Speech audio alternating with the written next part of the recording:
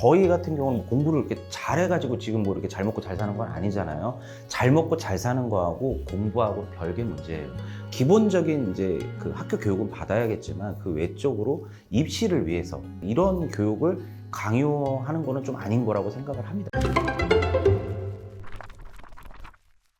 이번에 뉴스에 4세 고세, 7세 고세라고 나왔는데 혹시 보셨나요? 봤어요. 네. 저는 못 그래서 봤어요. 지금 보통 고시 보고 들어간다고 하잖아요. 근데 그거 없앴다고 하던데. 없앴는데 구술로 보는 거는 또 법외라고 하더라고요. 대표님들은 지금 이제 두 아이의 이제 부모님이시잖아요. 지금 이제 대표님 자녀분들은 학원을 어떻게 다니고 있죠? 혹시 나이가 어떻게 되고? 저희 아들들이 이제 첫째가 중3, 이제 고1 올라가고 둘째가 이제 초3인데요. 첫째는 지금 학원을 다 끊었어요. 작년부터. 네, 안 다닌 지 한 1년 정도 됐고, 지금 이제 하나 하고 있는데 이제 영어 과외, 회화 과외 하고 있고, 이제 둘째 같은 경우 이제 야구를 하다 보니까 한 레슨 3개 정도 하고, 이제 초등학생이니까 수학하고 영어는 학원을 다니고 있습니다. 한 달에 자녀분들한테 학원비가 어떻게 돼요? 와. 제 재현이한테 많이 들어가면 몇백 들어가는 것 같은데, 레시피. 확실히 둘째는 좀 이게 운동을 가르치다 보니까 몇백 들어가는 것 같아요. 그리고 첫째는 이제 뭐 학원비 몇십하고 그다음 운동을 하거든요. 운동하는 거 얼마 안 하더라고요. 우리 첫째 아들은 밥값이 제일 많이 들어간다. 엄마 밥 먹게 3만 원만. 좀 자랐을 때 두 분은 이제 교육관의 차이는 없으셨나요? 없어요. 저희는 일단은 아이들이 하고 싶은 거 해라. 하고 싶은 거 해라. 그리고 이제 첫째 때는 사실 유치원에 가서 방과 후 활동까지 다 풀로 껴가지고 하고 그게 끝나면 미술학원을 가던가 아니면 뭐 음악학원을 간다던가 이런 뭐 태권도를 간다던가 이런 식으로 해서 같이 아침에 나갔다 저녁에 같이 들어오는 이런 스케줄로 오랫동안 애가 이제 초등학교 졸업할 때까지 그렇게 살았거든요. 그때 당시에는 저희가 막 애를 공부를 잘해야 된다 이런 마음으로 보낸 게 아니고 스케줄상 어쩔 수 없이 봐줄 사람이 없으니까 유치원에 끝까지 남아있으면 밥이라도 챙겨주니까 그래서 그랬던 거고 뭐 너가 공부를 잘해서 뭐 연대를 가야 되고 고대를 가야 되고 뭐 이런 거는 없었어요. 그래서 사실 요즘 되게 유행처럼 영어 유치원을 당연히 보내야 되고 막 되게 엄마들이 여러 이제 그런 정보를 또 많이 알아야 되고 해서 막 이렇게 많이 모임도 하고 나가서 또 정보를 들으려고 해서 조급함이 되게 있으신 것 같더라고요, 되게. 근데 아무래도 주변에 다 그런 사람들이 많다 보면 뭐 영유 나왔더니 뭐 이게 좋다 뭐 어디 학원 갔더니 좋다 당연히 내 자식이 공부를 잘하면 좋고 좋은 학교를 가면 당연히 좋죠. 근데 이제 그거는 부모의 바람인 거고 저는 그렇게 생각을 해요. 왜냐면 저희 같은 경우는 공부를 이렇게 잘해가지고 지금 뭐 이렇게 잘 먹고 잘 사는 건 아니잖아요. 잘 먹고 잘 사는 거하고 공부하고 별개 문제예요. 공부를 잘하면 아무래도 좋은 직업을 가질 수 있겠죠. 대기업을 간다던가 아니면은 뭐 예를 들어 의사라든지 전문직이라든지 뭐 변호사라든지 이런 전문직이 될 수도 있고 근데 우리나라 사람들이 뭐 의사 혹은 이제 뭐 공무원 뭐 전문직 이런 사람들이 비율이 몇 프로나 되겠어요? 아닌 분들은 다 그럼 굶어 죽어야 된다는 얘기야? 그런 건 아니거든요. 왜냐면 우리 이제 세상이 바뀌었잖아요. 우리 부모님 세대 때는 착실하게 그 회사 생활하고 한 푼 한 푼 적금 모아서 내 집 마련하고 이렇게 살아왔다면은 지금 세상은 AI가 지금 새로 나와서 정말 말도 안 되는 창의적인 일을 하고 아이들이 뭐 335 모여가지고 이렇게 창업했던 것들이 뭐 갑자기 막 크게 막 이게 투자받아서 잘 될 수도 있고 그렇기 때문에 지금은 이제 뭔가 그러니까 기본적인 이제 그 학교 교육은 받아야겠지만 그 외적으로 입시를 위해서 혹은 전문직이 되기 위해서 이런 교육을 강요하는 거는 좀 아닌 거라고 생각을 합니다. 물론 이거는 저희의 생각이에요. 저희 생각이에요. 이걸 보는 입시 준비하시는 분들이 보면 미친놈들 막 이상한 소리 하고 있는 이럴 수도 있거든요. 근데 저희의 생각인 것 뿐인 거고요. 저희는 이렇게 살아와 봤으니 이제 세상에 할 일은 많다. 근데 이 공부도 사실 되게 그 본인이 맞고 체질적으로 맞아야 되거든요. 근데 그게 맞으면은 시키면은 하면은 좋은 건데 이게 안 맞는데 얘랑 나랑 싸워가지고 사이만 더 안 좋아질 바에는 저는 그냥 공부하기 싫으면 안 해도 된다. 적당히 그냥 학교 잘 다니고 착하게 대신에 인성이 좋아야 된다. 이런 교육을 좀 하고 있고. 맞아요. 사실 저희 회사에서도 직원들 채용할 때 보면은요, 학벌을 보는 게 아니고 사실 사회성을 봐요. 사회성을. 예, 와서 이제 근무를 하는데도 불구하고 일주일 안 돼서 퇴사하는 친구들도 꽤 있어요. 그런 친구들 보면 일단 못 어울려요. 예, 주변하고 못 어울리고 그리고 부모가 시키는 대로만 그리고 학교에서 시키는 대로만 학원에서 시키는 대로만 살아왔다 보니 사실상 사회에 나와서 부적응되는 게 너무 많죠. 왜냐면 내 위로 얼마나 많은 사람들이, 그리고 다 낯설고, 이런 와중에 돈을 벌기 위해 나왔는데 적응 못하고 그냥 나랑 안 맞네 이러고 진짜 가는 친구들도 굉장히 많아요. 근데 반대로 싹싹하고 먼저 와서 친하게 하려고 하고 이런 친구들이 오히려 더 일도 잘 배우고 그러는 것 같아요. 회사에서는 일 잘하는 사람이 사실 땡이거든요. 최고예요.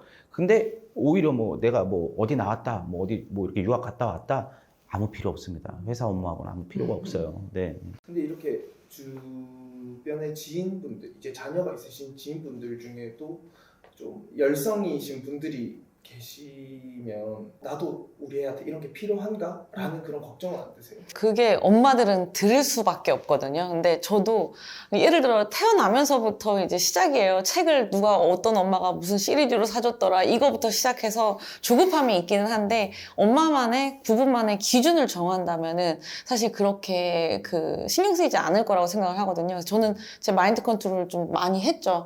내가 돈이 없어서가 아니라 그냥 이거는 너랑은 안 맞는 것 같아 라는 기준을 좀 정했던 것 같아요. 제 아들이 그 초등학교 6학년에서 그 중학교 2학년 사이에 100kg가 넘었었어요. 키도 갑자기 크면서 얘가 지금 187 정도 되거든요. 근데 몸무게가, 키가 크면서 몸무게가 100 몇 킬로까지 찐 거예요. 근데 학원을 다니고 있고, 그러니까 얘는 어딜 가든 늘 자신감이 없는 거야. 근데 얘가 뭘 빵 맞았는지 중학교 2학년짜리가 갑자기 계란을 먹기 시작해요. 닭가슴살 먹기 시작하고, 그 다음에 단백질 쉐이크를 먹으면서 매일 아침 새벽 6시에 일어나서 아파트 커뮤니티 가서 죽어라 뛰어요. 이러면서 얘가 지금 80kg까지 뺐거든요. 빼는데 6개월 걸렸거든요. 완전 이제 모델로 바뀌었어요. 솔직히 얘가 공부를 그렇게 했으면은 뭐라도 안 됐겠어요? 70kg 때까지 70kg. 공부를 했으면 얘가 안 됐겠어요? 됐어요. 됐는데 사람마다 중요한 게 다르다는 거죠. 저도 그렇게 생각하는 게 중학생인데 이렇게 맞아요. 먹을 거 조율하고서 이렇게 운동을 6개월 동안 할 수 있다는 거는 진짜 나중에 너가 하고 싶은 거는 뭐라도 하겠다라는 생각이 들더라고요. 맞아요. 옛날에 재밌는 일화가 하나 있었어요. 얘가 초등학교 4학년 때인가 그 동네 형들이랑 같이 한 집에서 모여서 그때 당시에 이제 닌텐도를 가지고 슈퍼마리오를 하고 있는데 얘는 게임기가 없었어요. 게임기가 없는 상황에 옆에 형이 하는 걸 보고 한 판이라도 하고 싶어가지고 옆에 이렇게 달라붙어서 이렇게 보다가 이 형이 방구를 갑자기 낀 거예요. 방구를 꼈는데 저희 아들이 얼마나 영악하냐면은 어머 형 방구 냄새가 딸기 냄새야. 형 딸기 방구. 이러니까 형이 웃겨가지고 야 너 한 판 해 이렇게 하는 거예요. 그러니까 야 얘는 진짜 어렸을 때부터 이게 살아남는 방법을 아는구나. 자기가 하고 싶은 거 갖고 싶은 게 생기면은 이게 얘가 참 괜찮다. 그리고 저희 아들이지만 말을 정말 예쁘게 잘해요. 예의 바르게 잘하고 이러다 보니까 학교에서 선생님들도 되게 좋아하고 막 이래요. 저는 그거면 됐습니다. 이렇게 사회성이 좋으면 사회 나가서도 분명히 이쁨 받고 잘 클 거라 생각을 합니다. 진짜 항상 얘기하는 게 공부가 전부가 아니니까 너 엄마 아빠는 항상 널 응원하니까 하고 싶은 거 하라고 항상 응원해주고 있습니다. 대신에 뭐가 하고 싶은 게 생기잖아요. 적극하라고 해요. 이제 두 분은 아이가 하고 싶은 대로 할 수 있게 전폭적으로 지지를 해주고 싶다라고 말씀하셨는데 그럼 이제 그거를 배제하고 그냥 딱 부모로서 우리 애가 이거 했으면 좋겠다 하는 장래 희망은 있으실까요? 솔직히 저는 사업했으면 좋겠어요. 장르를 가리지 않고 사업을 했으면 좋겠어요. 사업을 한다는 거는 일단 굉장히 잘 될 수도 있다는 얘기고 망할 수도 있다는 얘기예요. 하지만 잘 되려면 많이 망해야 돼요. 근데 대부분의 부모들이 못 망하게 하거든요. 아플까봐, 다칠까봐, 상처받을까봐 대부분 그렇게 못하게 해요. 하지만 한 살이라도 어렸을 때 하는 게 저는 좋다 생각해요. 한 살이라도 어릴 때 하면 일단 돈이 적게 들어갑니다. 그래서 망해도 타격이 많이 없어요. 근데 나이가 많이 들어가지고 뭔가를 저지르잖아요. 뭐 예를 들어서 정년퇴직해갖고 치킨집 차려갖고 망해봐. 힘들죠. 이거 회복이 돼요? 회복 안 돼요. 그런 게 안 되는 것처럼 저는 20살 넘으면은 일단 조그만 거라도 사업을 해서 많이 망해봤으면 좋겠어요. 많이 망해보고 그 시련을 통해서 얘가 굳은 살이 많이 생기고 탄탄해지고 그리고 그러면서 주변에 멤버들이 쌓일 거잖아요. 이러면서 20대를 보내면서 20대 때 어차피 돈 못 벌어요. 얼마나 큰 돈 우리도 그랬잖아요. 20대 때는 실력 쌓는 거예요. 이왕이면 20대 때는 사업의 실력을 쌓아라. 많이 망해라.